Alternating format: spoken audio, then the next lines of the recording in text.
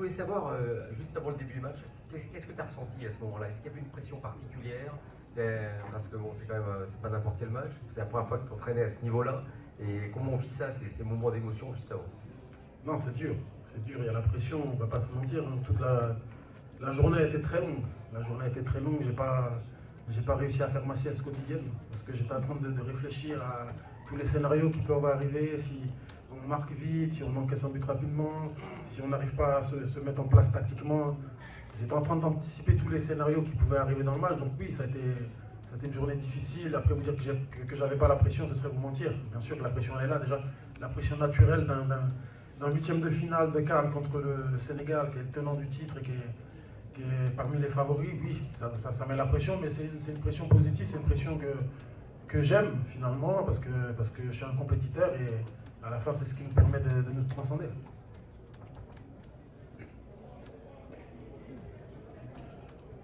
Bonsoir coach. Bonsoir. C'est Fatima Amir de l'agence de presse sénégalaise, APS.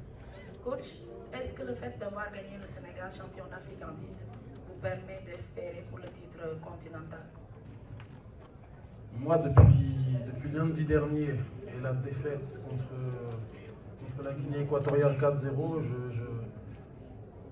je prends les matchs les uns après les autres. Et aujourd'hui, oui, on a battu le Sénégal. Enfin, on a éliminé le Sénégal. On a retrouvé un état d'esprit. C'est une bonne chose, mais on va surtout pas s'enflammer. On vient tellement de loin qu'on va pas s'enflammer. On va continuer à travailler, notre solidité, garder cet état d'esprit qui nous donnera des forces pour peut-être aller chercher le titre. Mais pour le moment, on se concentre sur le quart de finale. On va regarder demain tranquillement qui sera notre adversaire et on va prendre les matchs les uns après les autres. Yes, thank you. Coach, you celebrated your 40th birthday on the 24th and you were given the job on that day. What have been the 5 days like leading into this match, having to take on this huge responsibility which I know you never expected during the AFCON? Je vais répondre en français par contre. Là, je suis trop fatigué pour répondre en anglais. Non, les 5 jours, franchement, ça a été difficile. Parce que mercredi soir, on s'est qualifié grâce au Maroc. Et dans la foulée, on apprend qu'on doit jouer contre le Sénégal. Donc, les 2 premiers jours, c'était vraiment pour se concentrer sur nous et retrouver un peu de confiance, retrouver un peu de peps, parce que le groupe avait la tête sous l'eau. Donc, les 2 premiers jours étaient consacrés à ça. Puis après, on s'est vraiment focalisé sur ce match du Sénégal avec tous les schémas tactiques qu'on voulait mettre en place pour contrer cette équipe qu'on avait bien étudié et à partir de là on a tout misé sur l'état d'esprit, sur le goût de l'effort. C'était des séances qui ont été difficiles, où il y avait beaucoup d'intensité. On voulait que les joueurs déjà à l'entraînement ils aient puisé au fond de leur réserve. Et voilà, aujourd'hui ça a porté ses fruits, on en profite. Bonjour coach, et félicitations pour cette victoire, ce petit bal du journaliste sénégalais. Comment avez-vous vécu le feuilleton Hervé Renard? S'il vous plaît, chers journalistes, la conférence de presse après le match Sénégal contre Côte d'Ivoire. Prochaine question, ici. Bonjour, coach, c'est Ousmane Diko de Sénégal du Sénégal.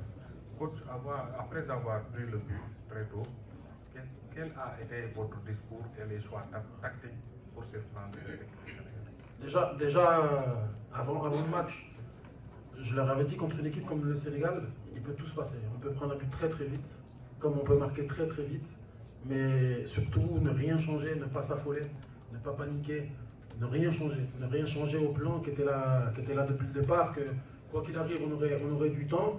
À la mi-temps, j'ai tenu le même discours. J'ai dit les gars, on a encore 50 minutes à jouer avec les arrêts de jeu. Il faut pas commencer à aller dans tous les sens. Restons structurés, restons organisés, restons compacts. Et quand on a le ballon, continuons à sortir le ballon de derrière.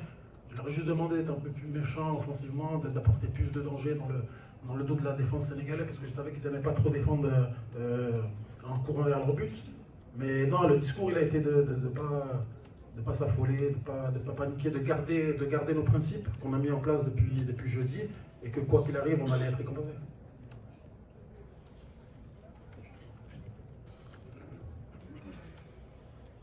Bonsoir coach. Bonsoir. Félicitations. Merci. Mohamed Sissi du site immédiat.net. Alors, ma question, certes, vous avez certainement accepté de pouvoir endosser cette pression afin de permettre au pays de franchir cette étape.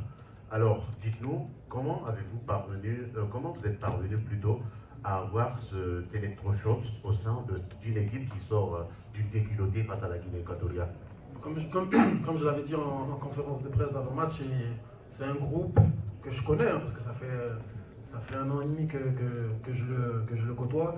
C'est un groupe que je connais. Je savais que après la défaite face à la Guinée équatoriale, ça allait être difficile. Mais ce qui nous a donné un peu de force et d'espoir, c'est la qualification.